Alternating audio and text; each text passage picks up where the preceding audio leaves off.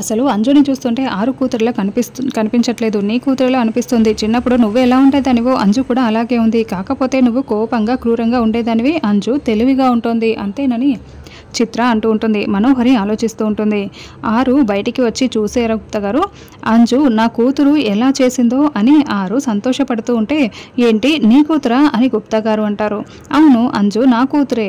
ఆ మనోహరి కూతురని ఇంకోసారి అన్నారనుకోండి, నేను చూస్తూ ఊరుకోను. నాలా తెలివిగా ఆలోచిస్తుందే కానీ మనోహరిలా తప్పు చేయదు నా కూతురు అంజు అని ఆరు చెప్పుకుంటూ ఉంటే, అప్పుడే అమర్ కారు దిగుతూ ఉంటాడు. అదిగోండి ఆయన వచ్చారు. లోపలికి వెళ్ళి చిత్ర చేసింది తెలుసుకొని చిత్రకి వార్నింగ్ ఇస్తాడు. ఇంకోసారి చిత్ర అలా చెయ్యదు అని ఆరు చెప్తూ ఉంటే అమర్ లోపలికి రాకుండా కారు దగ్గరే నిలబడి చుట్టూ చూసుకుంటూ ఉంటాడు.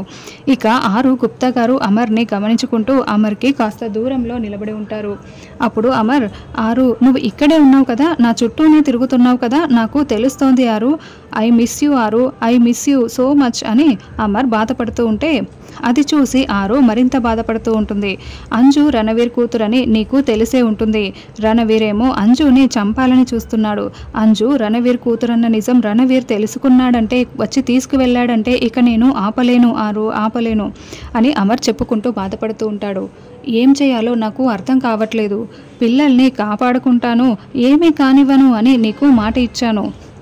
నేను మాట నిలబెట్టుకోగలనారు, నేను అంజుని కాపాడుకోగలనా, నాకు ఫస్ట్ టైం లైఫ్లో చాలా భయమేస్తోంది ఆరు అని అమర్ చెప్తూ ఉంటే ఆరు అమర్ దగ్గరికి వచ్చి అమర్ని బుగ్గల్ని పట్టుకోవాలని చూస్తూ పట్టుకోకుండా ఒక్క క్షణం ఆగిపోయి కన్నీళ్లు పెట్టుకుంటూ ఏడుస్తూ ఉంటుంది. నువ్వు ఇక్కడిక్కడే ఉన్నావని స్వామీజీ చెప్పారు, ఇప్పుడు ఇక్కడే ఉన్నావని నా మనసుకు తెలుస్తోంది ఆరు అని అమర్ చెప్తూ ఉంటాడు. నువ్వు ఎప్పటికీ ఇక్కడే ఉంటావా ఆరు, నా పక్కనే నాకు తోడుగా ఉంటావా ఎప్పటికీ అని అమర్ అడుగుతూ ఉంటాడు. అమర్ ఆ మాట చెప్పగానే ఆరు ఒక్కసారిగా అమర్ని హగ్ చేసుకొని ఏడుస్తూ ఉంటుంది. ఏమండి, అంజుని మీరు తప్ప ఇంకెవరూ కాపాడలేరు.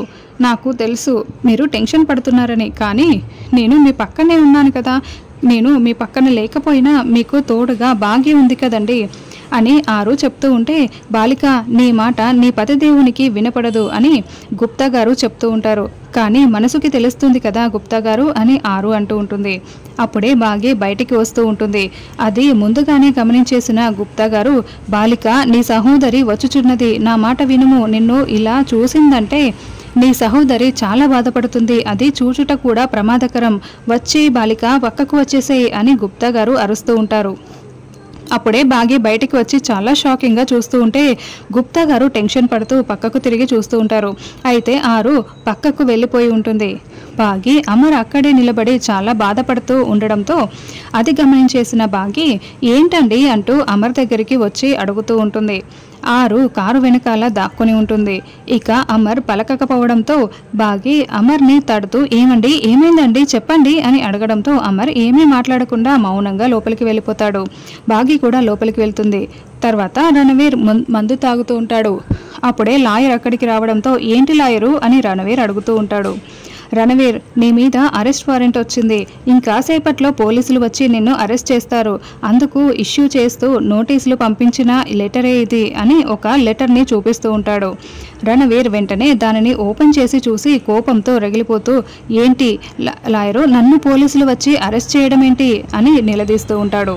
అదే కోలకత్తా పోలీసులు కాసేపట్లో వచ్చి నిన్ను అరెస్ట్ చేస్తారు, నీకు ఈ పరిస్థితి వస్తుందని నేను ముందే చెప్పాను కదా, అయినా నువ్వు ఏమాత్రం వినడం లేదు అని లాయర్ అంటూ ఉంటే ఇలాంటిది రాకూడదనే కదా నేను నిన్ను పెట్టుకున్నాను, ఏం మాట్లాడుతున్నావు నువ్వు, ఏదో ఒకటి చేయి అని రణవీర్ అంటూ ఉంటాడు. ఏంటి రణవీర్ ఇప్పుడు నేనేం చేయగలను, నేను ఎప్పటి నుండో చెప్తున్నది ఇప్పుడు వచ్చేసింది ఈ ఇష్యూ వారెంట్ అని చెప్తూ ఉండడంతో అయితే దీనంతటికీ పరిష్కారం అంజలియే అని రణవీర్ అంటూ ఉంటాడు. ఏం మాట్లాడుతున్నావు, అంజలిని టచ్ చేయడం అమర్ ఉండగా సాధ్యపడదని నీకు కూడా తెలుసు కదా, మొన్న ఫంక్షన్లో ఏం జరిగిందో కూడా నువ్వు కూడా చూసావు కదా అని లాయర్ అంటూ ఉంటాడు. కానీ అంజలిని కిడ్నాప్ చేసి నేను చంపేస్తేనే కదా నేను కలలు కన్న జీవితం నా ముందుకు వస్తుంది, ఆస్తి మొత్తం కూడా నా చేతికి వస్తుంది, కాబట్టి ఈసారి ఖచ్చితంగా చేసే తీరుతాను, కానీ నేను చెయ్యను, ఆ ఇంట్లో మన మనిషి అంటూ ఒకరు ఉన్నారు కదా అని రణవీర్ అంటూ ఉంటాడు. అంటే నువ్వు వెళ్ళడం కుదరదని చెప్పి మనోహరితో చేయిద్దాం అనుకుంటున్నావా? అయినా మనోహరి ఇంత రిస్క్ నీ కోసం ఎందుకు చేస్తుంది అని లాయర్ అంటూ ఉంటాడు. మనోహరి తప్పకుండా చేసి తీరదాల్సిందే.